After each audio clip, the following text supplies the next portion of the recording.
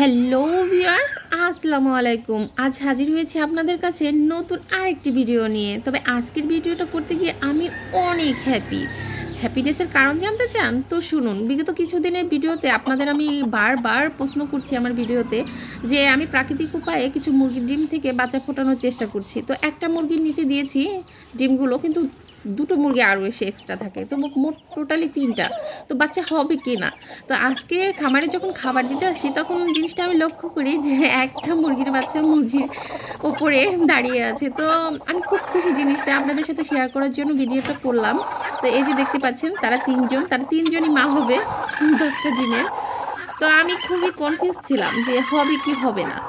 তো যেটা মেনলি খেয়াল করে দেখলাম এবং মনে হলো যে এটা আপনাদের জানানো উচিত যে ডিমে একটা দুটো কিংবা 3টা মুরগির কোনো প্রয়োজন নেই। মেন কথা ডিমে এই যে দেখুন বাচ্চা বের হয়ে গেছে। ও সো কিউট, কত সুন্দর। আমার তো ভীষণ খুশি লাগছে যে আমার খামারে ফার্স্ট টাইম এরকম ব্রিডিং করানো হলো মুরগির বাচ্চা। তবে এই যে দেখতে পাচ্ছেন একটা কালো ছানাপোনা, আমি বুঝতে পারছি না এই ডিমটা কোথা থেকে আসলো, কারণ আমার একটা মুরগি একটা মোরগ কালো না, এটা কোথা থেকে আসলো। তো তারা তাদের বাচ্চা ছাড়বে না, কেউ কারো বাচ্চা ছাড়তে চাচ্ছে না, মানে 3জনেরই বাচ্চা তাদের। তো আমি খুব কনফিউজ আছি যে বাচ্চারা কি করবে, তারা কোন মাটাকে বেছে নেবে। তো এটা ভাবতে ভাবতে খেয়াল করছি যে আমার তিতির বারবার এই মুরগির বাচ্চাগুলোকে মারার জন্য উঠে আসছে।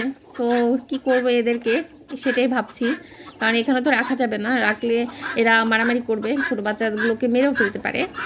তো ভাবলাম এটা একটু টেনে সামনের দিকে এনে আপনাদের দেখাই যে আমি কয়টা বাচ্চা হয়েছে। ওই যে দেখুন আরও কিছুগুলো বের, এই যে একটা বের হয়ে গেল তার মায়ের কাছ থেকে। তো ভাবছি সবগুলোকে দেখাই যে আমার টোটালি 10টা ডিমের থেকে কয়টা বাচ্চা হয়েছে আর কয়টা নষ্ট হয়ে গেল ডিম। অলরেডি কিছু ডিম এখানে আছে, 3টে ডিম।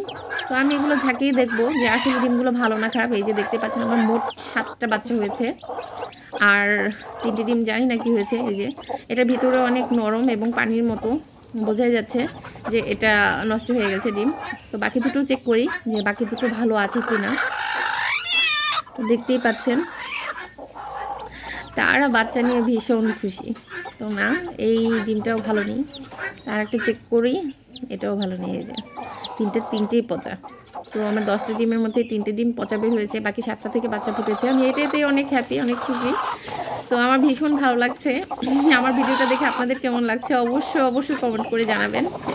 আর কার এরকম অভিজ্ঞতা আছে আমার কমেন্ট বক্সে তারাও জানাবেন যে 3টে মুরগি একসাথে এবং 10টি ডিম, তার মধ্যে 7টা বাচ্চা উঠছে। আমি খুব কনফিউজ আছি তারা মা কাকে বলবে।